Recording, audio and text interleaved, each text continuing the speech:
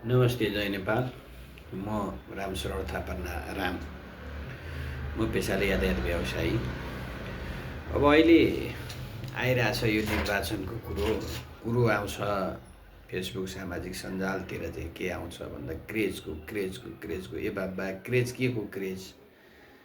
यहाँ समाजमा हर दुखी गरिब उत्पीडन वर्ग, समाजमा भएको खोला खाल्ची, बगेका भत्केका बिग्रिएका हरेक ठाउँहरू चाहिँ भौगोलिक अवस्थाले विकट भएका ठाउँहरूलाई चाहिँ हरेक ठाउँका जनताको मनोभावना बुझेर काम गर्दा त जनताले सुख दिया छैनन् भने एकछिन फेसबुक सामाजिक सञ्जालमा हाई र दाई भनेर चाहिँ हुनेवाला केही नै छैन। सामाजिक रूपमा चाहिँ काम गर्नु पर्यो, समाजको विकास गर्नु पर्यो, समाजमा चाहिँ हरेकको चाहिँ माया पाउने स्तरको काम गर्न पर्यो। ओल्लो गाउँबाट पल्लो गाउँसम्म जानको लागि चाहिँ हेर्दाखेरि नजिकको डाँडो देख्छ, हिँडेर जानलाई चाहिँ 7 घन्टा लाग्ने परिवेश छ। बाटो नभएको कारणले गर्दाखेरि चाहिँ अझै पनि चाहिँ हरेक ठाउँका केही ठाउँहरूमा चाहिँ खच्चरले भारी बोकेर लिएर जानुपर्ने अवस्थामा छ। झोलुङ्गे पुल नभएको कारणले गर्दाखेरि चाहिँ तुइन तरेर जानुपर्ने अवस्था छ।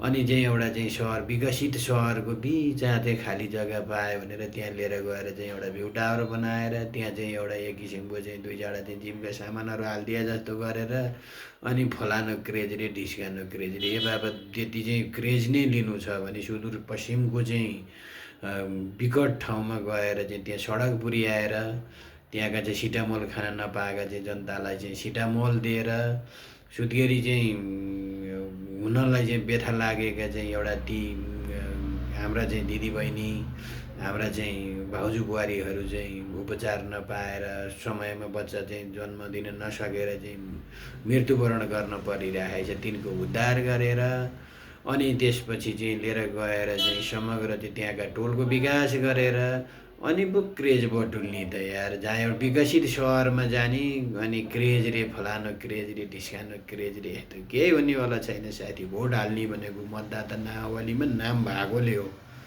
क्रेज त मेरो घरमा पनि छन् यार। मेरो घरमा पनि हामी चाहिँ 4 जनाको चाहिँ मतदाता नावली छ, 1 जनाको छैन।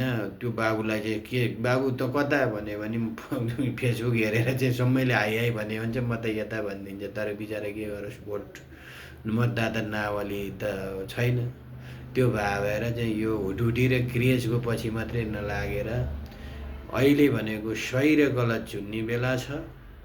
सामाजिक हितमा को छन्, उत्पीडन वर्गको हितमा को छन्, भुइँ मान्छेको आवाज सुन्नेवाला को छन् र एकदम तर्कसङ्गत जनतालाई न्याय दिने को छ र हरेक गाउँ टोलको चाहिँ भौगोलिक अवस्थालाई बुझेर त्यहाँको चाहिँ विकासमा को लागिरहेको छ, यी व्यक्तिलाई चाहिँ छानेर भोट हाल्न जरुरी छ।